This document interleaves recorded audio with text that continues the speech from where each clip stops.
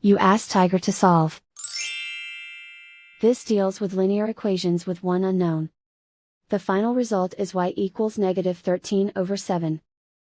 Let's solve it step by step. Simplify the expression. Group all constants on the right side of the equation. Subtract 8 from both sides. Simplify the arithmetic.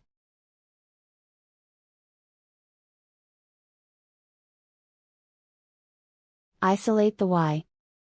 Divide both sides by -7.